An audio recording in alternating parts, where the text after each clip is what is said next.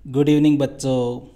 देखो बच्चों, आज की अपनी जो क्लास है, इस क्लास में अपने चर्चा करेंगे इतिहास का अपने जो नौवां चैप्टर है, जिसका नाम है भैया उपनिवेशवाद और देहात। इस चैप्टर के अपने दो दो अंक वाले जो क्वेश्चन है, उन क्वेश्चनों की चर्चा अपने आज की इस क्लास में करेंगे। देखो, सबसे पहले बात करते हैं भैया अपने ब्लूप्रिंट की।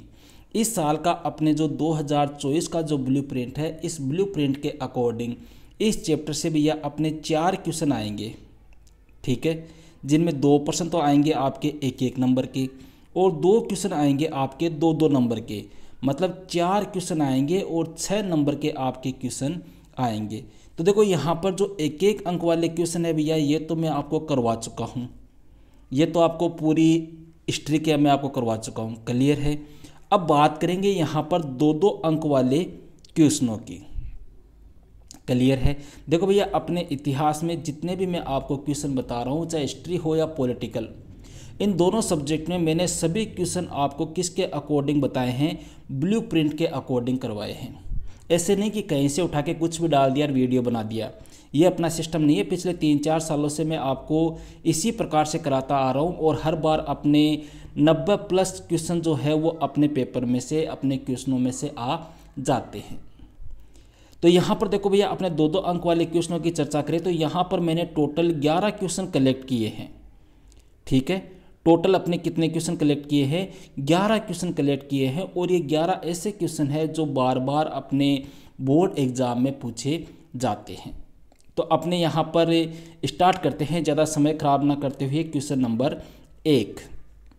देखो भैया, क्वेश्चनों को सॉल्व कराने से पहले मैं एक बात आपको वापस बता दूं कि कई बच्चे मेरे पास में कमेंट कर रहे हैं कि गुरुजी मैं डेस्क वर्क लिया हुआ के, मैं गुरुजी पासबुक लिया हुआ के।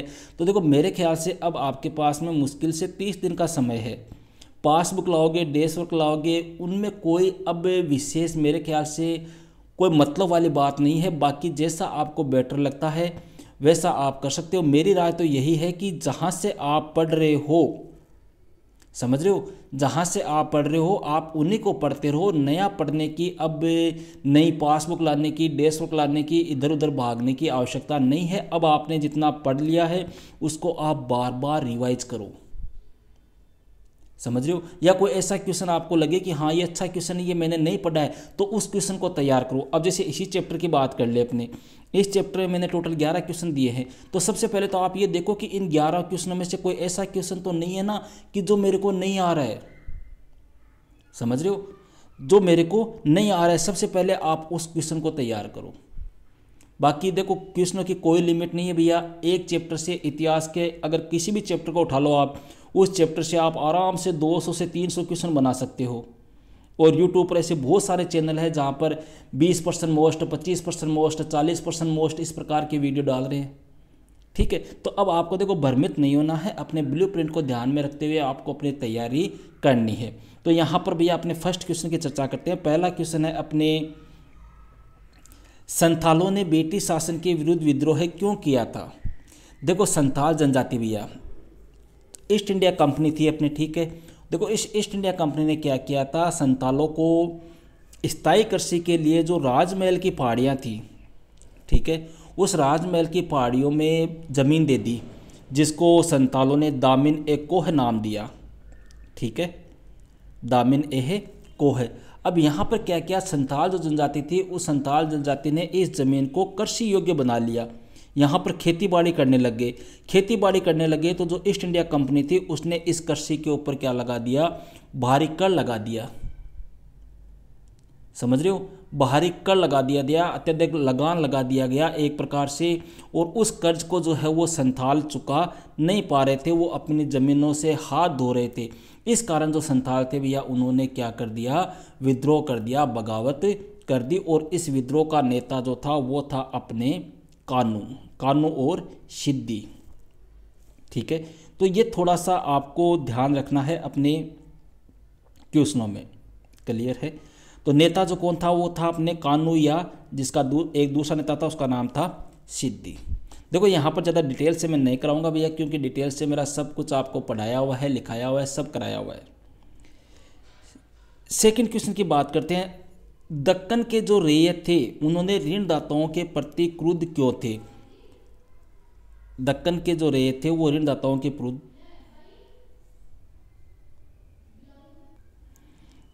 अब देखो यहाँ पर पूछा है कि दक्कन के रैयत, रैयत का मतलब क्या होता है भैया? पहली बात तो रैयत किसको बोलते हैं? किसानों को बोलते थे। वो ऋणदाताओं के प्रति क्रुद्ध क्यों थे, नाराज क्यों थे, क्या कारण था इसका? देखो 2016 में ये क्वेश्चन पूछा जा चुका है, ठीक है। या इसी क्वेश्चन को आपको घुमा के ऐसे पूछ ले कि उन परिस्थितियों की तुलना कीजिए जिन्होंने दक्कन के किसानों को विद्रोह करने के लिए प्रेरित किया। तो देखो क्रुद्ध क्यों थे, मोटा मोटा आपको बता दूं। पहली बात तो कि जो ऋणदाता थे उन ऋणदाताओं ने किसानों को ऋण देने से क्या कर दिया? मना कर दिया। किसानों को लगता था कि ऋणदाता संवेदनशील हो गए हैं, किसानों को लगता है कि ऋणदाता जो है वो कैसे हो गए हैं? संवेदनहीन हो गए हैं। इसके अलावा या जो ऋणदाता थे वो एक प्रकार से अत्यधिक मूलधन से अधिक ऋण वसूल करते थे, जिसको किसान भी अपने चुका नहीं पा रहे थे, ठीक है। इसके अलावा या जो ऋणदाता थे वो देहात के परंपरागत जो मानक थे, रिवाज थे, उनका पूर्ण रूप से क्या कर रहे थे? उल्लंघन कर रहे थे, समझ रहे हो। इसके अलावा जो बिना चुकाई गई ब्याज की राशि जो थी, उस ब्याज की राशि को अपने बढ़ा चढ़ाकर एक प्रकार से इस प्रकार से ऋण लगा रहे थे कि जो किसान थे वो एक प्रकार से ब्याज के अंदर पूरी तरह से डूब गए, ठीक है। किसानों की जो फसलें थी उनको नीची कीमतों पर खरीदते, जिससे उनकी जो संपत्ति थी उस संपत्ति के ऊपर क्या हो जाता? अधिकार हो जाता था। तो ऐसे कई कारण थे जिनकी वजह से भैया ऋणदाता जो थे उन्होंने किसानों को ऋण देने से मना कर दिया। ऋण नहीं देंगे तो किसानों को क्या करना पड़ेगा? अपनी ज़मीन नीलाम करनी पड़ेगी, अपनी ज़मीन बेचनी पड़ेगी। तो ऐसे कई कारण थे, लेकिन अपने को ये ध्यान रखना है कि अपने जो क्वेश्चन आएगा वो कितने नंबर का आएगा? 2 नंबर का आएगा भैया, समझ रहे हो। अपने क्वेश्चन आएगा वो ओनली 2 नंबर का आएगा। तो अपने ज़्यादा से ज़्यादा 4 से 5 लाइन में आपको क्या देना है? आंसर देना है। थर्ड क्वेश्चन की चर्चा करते हैं भैया। थर्ड क्वेश्चन थोड़ा सा प्रिंटिंग में मिस्टेक हो गई है। देखो, पहाड़िया लोगों की आजीविका संथालों की आजीविका से किस प्रकार भिन्न थी? पहाड़िया लोगों की आजीविका संथालों की आजीविका से किस प्रकार भिन्न थी? तो देखो चर्चा करते हैं। अपने 2 हो गए, आपको ज़्यादा नहीं, इसमें 2-3 अंतर करने हैं। कि पहली बात तो ये लिख दो कि पहाड़िया लोगों की आजीविका जो थी वो किसके ऊपर आधारित थी? जंगलों पर आधारित थी। कुछ लोग जंगलों में रहकर शिकार करते और अपना जीवन यापन करते थे, ठीक है। महुआ के जो फूल होते थे उनको इकट्ठा करते थे। जबकि संथाल लोग हैं वो क्या करते थे? वो साफ कृषि करते थे, कृषि करके अपना जीवन यापन करते, चावल कपास सरसों वगैरह ये उगाते थे। पहाड़िया लोग जो है वो किस प्रकार की कृषि करते थे? झूम कृषि करते थे। झूम कृषि आप जानते हो किस प्रकार की होती है, ठीक है। जबकि संथाल लोग जो थे वो खानाबदोश जीवन को त्याग कर स्थायी कृषि करने लग गए। 2 अंतर हो गए। इसके अलावा और भी अंतर आप लिखना चाहो तो पहाड़िया लोग जो है वो कृषि के लिए कुदाल का प्रयोग करते थे, ठीक है। जबकि संथाल लोग जो है वो किसका प्रयोग करते थे? हल का प्रयोग करते थे। 5-7 पॉइंट मेरे आपको इसमें लिखाए हुए हैं अंतर के रूप में, जो भी आपको अच्छे लगे कोई से भी आपको 2-3 पॉइंट ध्यान में रखना है। बड़ा अच्छा क्वेश्चन है। देखो क्वेश्चन समझो, क्या लिखा है? अगर आप ईस्ट इंडिया कंपनी के अधिकारी होते, ईस्ट इंडिया कंपनी जो अंग्रेज़ों के द्वारा बनाई गई थी भैया, ठीक है। अब ये कह रहा है अगर आप ईस्ट इंडिया कंपनी के अधिकारी होते तो बंगाल में जमींदारों की शक्ति को नियंत्रित करने के लिए क्या करते? अब देखो इसी क्वेश्चन को ऐसे भी पूछ सकते हैं कि जमींदारों को नियंत्रित करने एवं उनकी स्वायत्ता को सीमित करने के लिए ईस्ट इंडिया कंपनी ने कौन कौन से कदम उठाए। मतलब जो कदम ईस्ट इंडिया कंपनी ने उठाए थे वही आपको इस क्वेश्चन में लिखने हैं। भाई उन्होंने जैसा किया था वैसा ही हम करेंगे। तो जैसे कौन कौन से काम किए थे ईस्ट इंडिया कंपनी ने? ईस्ट इंडिया कंपनी ने जमींदारों की जो सैनिक टुकड़ियाँ थी उन सैनिक टुकड़ियों को क्या कर दिया? भंग कर दिया। इसके अलावा जो सीमा शुल्क था उस सीमा शुल्क को क्या कर दिया गया? समाप्त कर दिया गया। इन जमींदारों को कंपनी द्वारा नियुक्त कलेक्टर के अधीन कर दिया गया, ठीक है। इसके अलावा जमींदारों से स्थानीय न्याय व स्थानीय पुलिस की व्यवस्था करने की शक्ति छीन ली गई। तो 4-5 पॉइंट है, कोई भी आपको 2 पॉइंट आपको ध्यान रखने हैं। पांचवें क्वेश्चन की चर्चा करते हैं भैया। पांचवा क्वेश्चन है, जमींदारों को किसानों से राजस्व एकत्रित करने में किन मुसीबतों का सामना करना पड़ता था। भैया जमींदार किसानों से राजस्व एकत्रित करते थे, कर इकट्ठा करते थे, कौन कौन सी समस्या आती थी। पहली समस्या तो क्या आती थी भैया, सबसे मेन समस्या कि फसल जो होती थी कई बार क्या हो जाती थी, खराब हो जाती थी। आपको ही पता है खराब हो जाती है, बरसात ना होने की वजह से, सूखा पड़ने की वजह से या बाढ़ आने की वजह से, कैसे मान लो। तो कभी कभी खराब फसल होने पर किसानों के लिए राजस्व का भुगतान करना क्या हो जाता, कठिन हो जाता। तो ज़मींदार जो है वो ज़मींदार किसानों से राजस्व नहीं ले पाती, ये समस्या आती। इसके अलावा उपज की जो नीची कीमतें थी, उन नीची कीमतों के कारण भी किसानों के लिए राजस्व का भुगतान करना कठिन हो जाता। इसके अलावा कभी कभी किसान जानबूझकर, कई किसान जो डेढ़ होशियार होते थे, ठीक है, कुछ किसान होते थे वो जानबूझकर क्या करते थे, स्वयं भी भुगतान में क्या करते, देरी करते। देरी इसलिए करते ताकि वह जमींदार जो है उसकी ज़मींदारी क्या हो जाए, नीलाम हो जाए। तो ऐसे 3-4 पॉइंट है, कोई भी 2 पॉइंट आपको ध्यान रखने हैं। छठवां क्वेश्चन बड़ा अच्छा क्वेश्चन है, रेतवाड़ी व्यवस्था किसे कहते हैं। रेतवाड़ी व्यवस्था, देखो औपनिवेशिक सरकार जो थी या ब्रिटिश सरकार जो थी, उसके द्वारा भैया बम्बई दक्कन में लागू की गई जो राजस्व प्रणाली थी, कहाँ पर, बम्बई में, ठीक है, बम्बई दक्कन में जो राजस्व प्रणाली लागू की गई उसी को अपने रेतवाड़ी व्यवस्था कहा जाता है। इसका देखो सीधा सा याद रख लेना, इस व्यवस्था के अंतर्गत क्या होता था कि राजस्व की राशि जो है वो सीधे अपने रैयत के साथ तय की जाती थी। रैयत का मतलब किसान के साथ में, कोई जमींदार, कोई बिचौलिया, कोई दलाल नहीं है, इधर कंपनी के लोग, इधर डायरेक्ट रैयत, बस सीधा कॉन्टेक्ट। वो थी अपने कौन सी, रेतवाड़ी। नेक्स्ट क्वेश्चन है भैया, 1830 के दशक में किसानों को ऋण क्यों लेने पड़े थे, मतलब ऐसा क्या हुआ था 1830 के दशक में। तो देखो पहली बात तो 1830 के दशक में बात करें तो भैया 1832-33 के आसपास तो जो कृषि उत्पाद थे उन कृषि उत्पादों में तेजी से क्या आ गई, गिरावट आ गई। गिरावट आई तो किसानों की आय भी जो है वो क्या हो गई, कम हो गई, ठीक है। इसके अलावा भैया उस 1830 के दशक में ही क्या पड़ गया था, भयंकर अकाल पड़ गया था, जन धन की भारी हानि हुई थी। तो किसानों के पास में खाने के लिए अनाज नहीं था, खाद्यान्न नहीं था। तो इन कारणों की वजह से 1830 के दशक में किसानों को क्या लेने पड़े, ऋण लेने पड़े। 8वें क्वेश्चन की बात करते हैं भैया। देखो 8वां क्वेश्चन है, अपने ब्रिटिश अधिकारियों ने पहाड़ी लोगों के स्थान पर संथालों को बसाने की नीति क्यों अपनाई थी। मतलब पहाड़ी जो लोग थे उनको हटाकर वहाँ पर संथालों को बसाने की रणनीति अपनाई थी ब्रिटिश सरकार ने। वो क्यों अपनाई थी भैया, तो देखो ब्रिटिश अधिकारी जो है वो राजमहल की पहाड़ियों को साफ करके क्या करवाना चाहते थे, कृषि करवाना चाहते थे।